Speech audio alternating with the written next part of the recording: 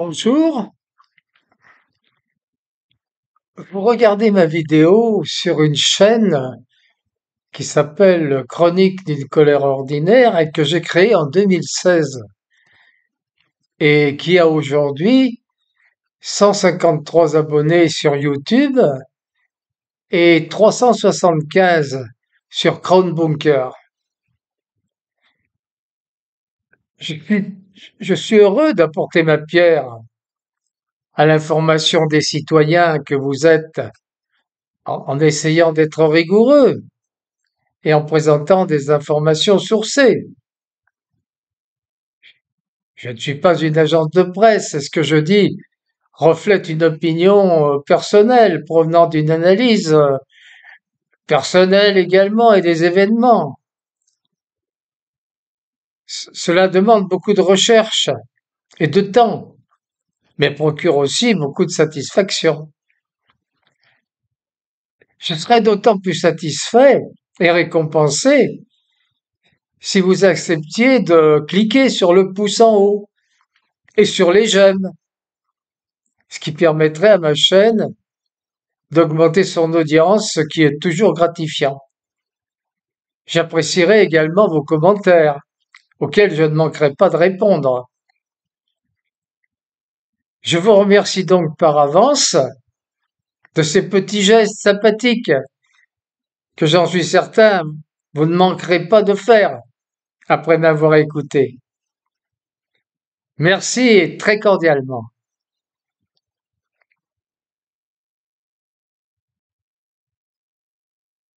Bonjour à vous. Nous sommes aujourd'hui le vendredi 13 septembre 2024. Il est 23h26 et vous êtes sur ma chaîne Chronique d'une colère ordinaire. Aujourd'hui, c'est l'entretien de la colère numéro 14 que j'ai intitulé L'Occident, un asile psychiatrique à ciel ouvert. En effet, comment ne pas s'interroger sur la nature de ce que nous sommes en train de vivre? Comment ne pas être à chaque instant, à chaque événement dramatique, à chaque situation nouvelle et à chaque décision afférente à ces faits, prise par des instances administratives, judiciaires ou politiques? Comment ne pas être surpris, choqué, puis révolté? Il ne se passe pas une journée sans que votre esprit, votre bon sens, votre résilience soit heurté, sans que votre conscience soit meurtrie par l'issue de tel ou tel fait divers, de telle ou telle loi ou décret. Il n'existe plus aucun événement qui ne vous apporte une raison de vous angoisser, de vous interroger. Où allons-nous? Vers quel destin? Que vont devenir nos enfants? Plus rien de ce que vous avez connu, de ce que vous avez appris n'a de sens. Toutes les valeurs qui étaient les vôtres ont été inversées. Ce qui vous semblait juste est maintenant punissable, et ceux qui autrefois étaient condamnés pour ces actes sont maintenant portés au nu. Le mensonge est partout et règne en maître. La vérité est condamnable et sévèrement punie. Rappelez-vous, cela a commencé, du moins cela a été révélé au grand jour en 2020, lors de la fameuse fausse pandémie, car en effet, il y avait déjà depuis très longtemps des mesures prises pour nous enfumer et nous tromper, mais nous n'y prenions garde. Donc, en début 2020, nous avons eu l'énorme enfumage qui a consisté à nous convaincre qu'une épidémie mortelle qui faisait moins de victimes que la grippe saisonnière allait éradiquer la moitié de la population mondiale et qu'il n'existait aucun médicament pouvant la combattre. Parallèlement à cette affirmation péremptoire, l'interdiction de soigner a été instaurée. Vous avez bien entendu. Interdiction de soigner. Vous avez cru pendant des siècles que les médecins avaient pour but principal de soigner les gens. Eh bien non, il n'en était rien. Leur but était maintenant de les renvoyer chez eux et d'attendre que le mal empire, pour pouvoir alors leur injecter un produit qui les sauverait et les immuniserait contre cette terrible maladie, cause d'une mortalité inférieure à 0,1% de la population. Nous avons donc assisté à un renversement des paradigmes de santé publique qui était maintenant de laisser les gens malades chez eux jusqu'à ce qu'ils guérissent ou que leur maladie s'aggrave, ce qui permettrait dès lors, et seulement en cas d'aggravation, de tenter de les soigner, non pas avec un médicament qui était censé ne pas exister, mais avec une injection expérimentale dont les essais n'étaient pas encore terminés.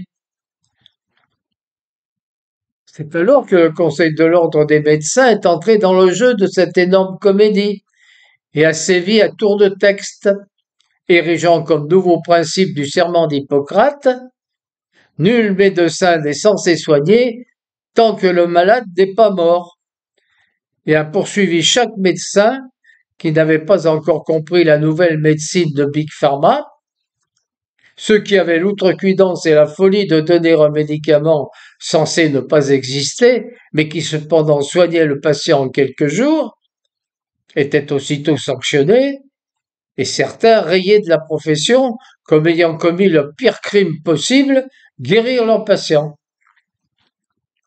Par contre, ceux qui avaient parfaitement compris où était leur intérêt et n'avaient qu'une vague idée de ce que signifiait le serment qu'ils avaient prononcé quelques années auparavant, s'employaient avec ferveur à administrer la plupart du temps sans consentement, ni éclairé ni autre, l'injection miracle censée protéger de la maladie et de la contagion, ce qui n'était vrai ni pour l'un ni pour l'autre, cette information leur ayant été connue bien avant qu'ils commencent ces opérations qui s'avéreront pour certaines mortelles.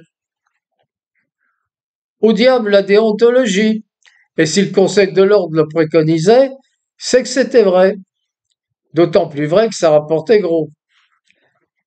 Certains se faisaient dans les 30 000 euros par mois. C'était quand même mieux que de prescrire une quelconque pilule avec une ordonnance à 25 euros. Nous avons aussi assisté au classement de l'hydroxychloroquine en médicament dangereux sur la base d'une étude foireuse parue dans le Lancet, rétractée par la suite comme frauduleuse, ce qui n'entraîna pas pour autant l'annulation de la décision. N'est-on pas dans un monde de fous? Ce médicament que j'ai moi-même journellement pris pendant presque 30 ans, car je vivais en Afrique centrale et en Afrique de l'Ouest, où le paludisme est endémique, ne m'a jamais tué. Et j'arrive à ce jour à l'âge de 88 ans. Folie toujours, inversion des valeurs et mensonges érigés en vérité, car constamment répétés. Attendez, soyez patients, nous n'en sommes qu'au début. N'oublions surtout pas le décret Rivotril, qui est une première dans un régime qui se tarde d'être démocratique, car en effet, de quoi s'agit-il? Rien de moins que l'autorisation donnée à un petit groupe d'individus de mettre à mort des personnes âgées qui seraient considérées comme étant en fin de vie. Cette décision étant basée sur des tests PCR tellement amplifiés qu'ils sont capables de vous trouver n'importe quoi. Cerise sur le gâteau, si l'on peut dire, ce décret prévoyait d'appliquer le traitement au Rivotril aux personnes malades du SARS-CoV-2, mais aussi à celles soupçonnées de l'avoir. Il est également à noter que la décision d'administration de ce médicament de fin de vie, qui avait pour effet un arrêt respiratoire, qui aurait dû être prise par un collège d'au moins 3 personnes du corps médical, était souvent prise en urgence par une seule personne la nuit, après un coup de téléphone au médecin de garde, les familles n'ayant par ailleurs jamais été consultées. Il faut noter aussi que les autopsies demandées par les familles ont été systématiquement refusées. Il faut donc le dire, ce gouvernement a tué sciemment nos anciens dans les EHPAD en leur administrant du Rivotril sur la base de tests PCR non fiables. Voilà la vérité. Aurions-nous pensé cela possible il y a seulement 4 ans? Aurions-nous même pu l'imaginer? Aucune personne sensée, douée de raison, aurait pu penser qu'un gouvernement, que des personnes chargées de la conduite de la nation, puissent agir de la sorte. Et pourtant, cela a eu lieu, et nous avons accepté. Même les familles concernées n'ont guère réagi. Sommes-nous également devenus fous pour accepter l'inacceptable? Qu'ont-ils fait de nous, Français frondeurs et râleurs, prêts à tout pour nos libertés? Nous sommes maintenant des moutons, courbant la tête et restant passifs devant le pire. Mais allons encore plus avant. Quelles mesures ont été prises pendant cette crise de fausse pandémie et quelles en ont été les conséquences? Une des principales mesures a été le confinement, dont nous sommes en train de payer la note. Or, cette mesure avait été déconseillée par le plan pandémie de 2019 comme étant contre-productive, donc néfaste, et ayant au contraire un effet délétère sur la contagion. Pourquoi a-t-il été adopté? Encore un effet de la folie de nos dirigeants? Ou alors autre chose? Souvenez-vous aussi que nous avons accepté de nous donner à nous-mêmes le sauf-conduit qui nous permettait de nous déplacer dans un rayon restreint autour de notre domicile. Nous sommes restés passifs en écoutant un haut responsable nous dire que nous pouvions consommer assis, mais pas debout, dans un bar ou un café. Nous avons accepté de porter un masque en extérieur, alors qu'aucune justification scientifique ne le préconisait. Nous avons entendu des médecins de plateau venir nous asséner avec suffisance qu'il était indispensable d'injecter les enfants et les femmes enceintes, ce qui est considéré maintenant, mais était déjà connu des initiés comme étant criminel. Et tous ces mensonges, ces slogans à la télévision, tous plus faux, plus mensongers les uns que les autres, tous vaccinés, tous protégés, faites-vous vacciner si vous voulez revoir mamie. Nous avons même assisté à une démonstration d'un médecin de plateau qui, partant du fait que des milliards de personnes avaient été injectées, en déduisait que nous pouvions donc dire que nous avions aussi des milliards d'années d'expérience de ce produit. La folie avait atteint un sommet. Et tout cela pour quel résultat? Nous sommes parmi les pays ayant eu le plus de morts et avons maintenant une dette colossale, accrue par ces mesures injustifiées de 900 milliards. La Suède, qui n'a pas confiné, a eu beaucoup moins de morts. Et ne parlons pas des pays africains qui ont soigné et n'ont pratiquement connu aucun décès dû à ce virus. Mais avançons encore un peu. Nous avons également fait quelque chose d'assez énorme, sans que l'opinion publique ne s'en émeuve outre mesure. La suspension de certaines catégories de la population, c'est-à-dire une sorte de mort sociale, pour des personnes qui refusaient de se faire injecter. On a voulu les faire passer pour folles, dangereuses pour la société, alors que c'était elles qui avaient raison et avaient de bonnes raisons de refuser. En effet, cette injection était encore en phase d'essai, et les laboratoires qui les produisaient avaient refusé d'en assurer d'éventuels effets secondaires, ce qui était largement suffisant pour comprendre qu'il y avait un loup. Cependant, une campagne de dénigrement a été lancée avec la complicité des médias aux ordres, qui devront bien entendu un jour rendre des comptes, car leur action depuis plusieurs années a permis la mise en place de toutes les mesures restrictives de liberté que nous connaissons. Sans les médias complices, rien n'aurait pu être fait.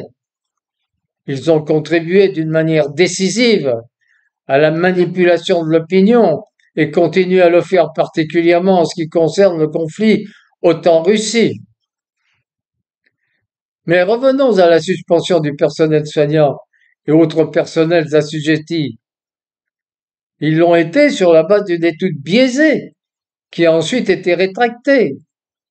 Toutes les bases sur lesquelles ils ont subi cette humiliation se sont avérées au fur et à mesure du temps qui passe erronées.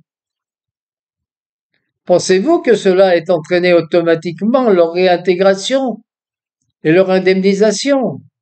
Que nenni! Ils sont encore nombreux à être en déshérence et dans une situation morale et financière dramatique. Normal, c'est la folie qui nous dirige. Nous en avons chaque jour la preuve. Ce sont des lanceurs d'alerte qui sont punis et persécutés, et non ceux qui ont été dénoncés du fait de leur turpitude et crimes divers.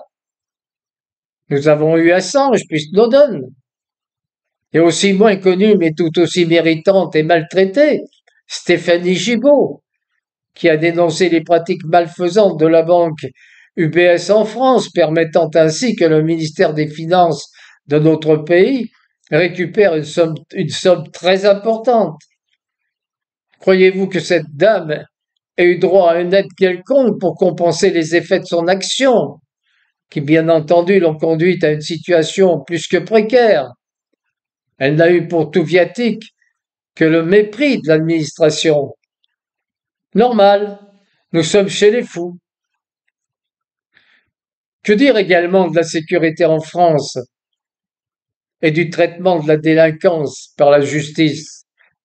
Nous sommes là véritablement et de plus en plus dans le domaine de l'irrationnel et de la folie. Nous assistons à une sorte d'inversion des peines, où ce qui était autrefois le délinquant semble être parfois devenu la victime. C'est ainsi que nous avons un juge qui offrait sa fille sur Internet, qui se voit condamné à 1 an de prison ferme, mais dont la peine en appel est ramenée à 2 ans avec sursis. Nous avons également très souvent des squatters qui portent plainte contre le propriétaire qui, voulant récupérer sa maison, sera quelquefois conduit à employer la force ou simplement à changer la serrure. Il sera condamné, bien sûr, à chaque fois. Nous constatons actuellement, particulièrement en Grande-Bretagne, une recrudescence des agressions par des migrants en situation illégale. Et nous assistons à des réactions de défense qui pourraient paraître logiques à tout un chacun, mais qui manifestement ne le sont pas pour la police, qui préfère sévir contre l'agressé que l'agresseur. De nombreuses vidéos circulent sur les réseaux sociaux montrant cette inversion des valeurs. Ne vous offusquez pas, nous sommes chez les fous. Et que dire des refus d'obtempérer, qui sont maintenant journaliers et se terminent souvent par la mort d'une personne ou de plusieurs. Certains trouvent à ces personnes qui refusent une injonction policière des excuses. Ils sont pressés, ils vont travailler, ils n'ont plus le permis, ils sont obligés de prendre leur voiture, etc., etc. Mais n'est-ce pas fuir ses responsabilités que d'agir ainsi? Si on a choisi d'enfreindre la loi, il faut en assumer les conséquences lorsqu'on se fait prendre, et non en faire porter la responsabilité sur d'autres personnes qui vont soit perdre la vie, soit rester infirmes. Ce sont des lâches qui ne méritent aucune mansuétude et doivent être sévèrement sanctionnés. Malheureusement, nous en arrivons toujours au même constat. Ces personnes irresponsables, lorsqu'elles sont appréhendées, s'en tirent avec des peines légères. Et ce sont eux qui ont risqué quelquefois leur vie pour les arrêter. Et ce sont ceux qui ont risqué quelquefois leur vie pour les arrêter, qui sont souvent inquiétés pour un soi-disant manquement à un article de tel ou tel arrêté ou loi. Un bon avocat ne sera pas en peine pour trouver une faille dans le dispositif afin d'entraver au maximum l'action de la police. Non que je nie qu'il y ait parfois des bavures et des excès de la part des policiers, et qu'il soit nécessaire de les condamner. Mais un refus d'obtempérer doit être réprimé par la justice plus sévèrement. Je voudrais maintenant vous parler de l'immigration et de l'Union européenne, qui lui est intimement liée. En effet, les gens parlent le plus souvent d'immigration illégale, mais ce n'est en fait qu'une infime partie de l'immigration constatée dans les pays européens. L'immigration légale prévue par l'Union européenne est de l'ordre de 4,5 millions, alors que l'illégal est d'environ 10% de l'immigration légale, soit environ 450 000 individus pour toute l'Europe. Quoi qu'il en soit, le problème de la gestion de l'immigration ne peut être traité qu'en prenant en compte le fait que l'Union européenne est favorable à une immigration de masse et qu'elle ne peut maîtriser les flux tant que l'espace Schengen existe. Les migrants entrant par l'Italie ou l'Espagne ou autres pays peuvent ensuite se diriger où bon leur semble, dès lors qu'ils ont atteint un pays de cet espace Schengen. Nous ne pourrons maîtriser ces flux qu'en sortant de l'Union européenne et en reprenant notre souveraineté, nous permettant de mettre en place des mesures efficaces de gestion de l'immigration. C'est du simple bon sens. Mais comment faire entendre raison à des gens soumis à un matraquage continuel de fausses informations et de contre-vérités? Les fous qui nous dirigent nous ont conduits à admettre que la liberté c'est l'esclavage et que la guerre c'est la paix. Ils ont réussi à créer un monde orwellien dont la plupart d'entre nous semblent se satisfaire. Ces fous ne se contentent pas d'être fous, mais ils sont également pervers et psychopathes. Et ils s'attaquent maintenant à nos enfants en bas âge par une sexualisation dès l'âge de 4 ans. Nous assistons à des scènes qui dépassent l'entendement, allant même jusqu'à mettre en scène l'acte sexuel devant des petits ébahis, simulation mise en scène par M. 1000 euros. Ne sommes-nous pas dans un monde de folie? Je n'insisterai pas sur le traitement médiatique des guerres en Ukraine et à Gaza. Nous avons atteint des sommets dans la perversité et l'abjection. Quant à la censure sur les réseaux sociaux classiques, elle a également atteint des sommets dans le ridicule. Tous ces changements profonds, ces entraves à nos libertés, ces tentatives d'enfermer la pensée pour la conduire dans une seule direction, peuvent-elles être l'œuvre de fous, ou est-ce bien autre chose de plus subtil et beaucoup plus dangereux? C'est vrai qu'au premier regard, qu'à la première analyse, on pense à la folie. Mais en approfondissant et en mettant bout à bout tous les événements survenus, nous arrivons à une seule conclusion. Ces gens ne sont pas fous au sens premier du terme. Ce sont des psychopathes intelligents, pervers et sans conscience. Rien ne les arrête dans l'accomplissement de leur plan mûri de longue date. Ce plan, vraisemblablement, a commencé à mûrir dès la fin de la Seconde Guerre mondiale, dans les sphères de la haute finance, sous la férule de grands banquiers de cette époque. Il a ensuite été affiné au sein d'organisations créées au fur et à mesure de son élaboration, organisations dont on prenait la direction en installant des hommes tout entiers dévoués à ce projet. Puis il y a eu certainement un tournant que je situe dans les années 80 à 90, où les organisations criminelles et la haute finance ont noué des alliances et ont ainsi considérablement renforcé leur pouvoir. Je pense que petit à petit, c'est le crime organisé qui a pris le pouvoir, et c'est ce que nous constatons actuellement. Le monde occidental est dirigé par des hommes entièrement sous la coupe du crime organisé, qui veut réaliser le projet de domination mondiale initialement prévu par la haute finance. Nous avons maintenant une telle osmose entre la finance et le crime qu'il est difficile de faire la différence. Nous pouvons ainsi expliquer des décisions qui semblent tellement contraires à l'intérêt général, des cessions d'actifs allant à l'encontre des intérêts du pays, des destructions des pans entiers de l'économie, des destructions de services publics qui n'ont pour but que de servir les intérêts privés, des politiques ne tenant aucun compte du vote populaire et allant même à l'encontre de sa volonté. Tout cela s'explique fort bien si l'on admet que c'est le crime organisé qui dirige nos nations. Je terminerai enfin par une dernière considération. Le nazisme n'a pas disparu après la Deuxième Guerre mondiale.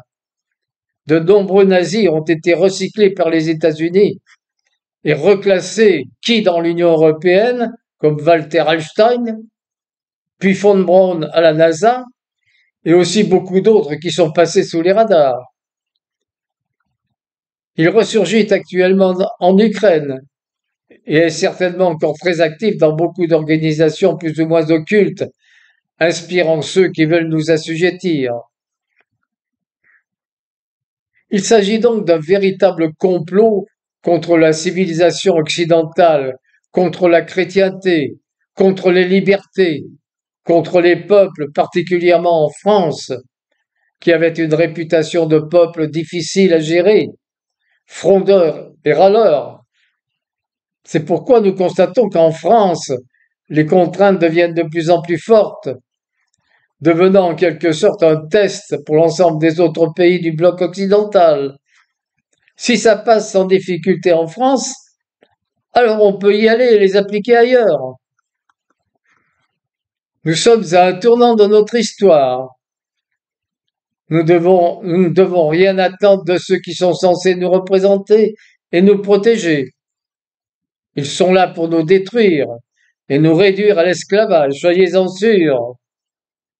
Il nous reste peu de temps avant la chute finale.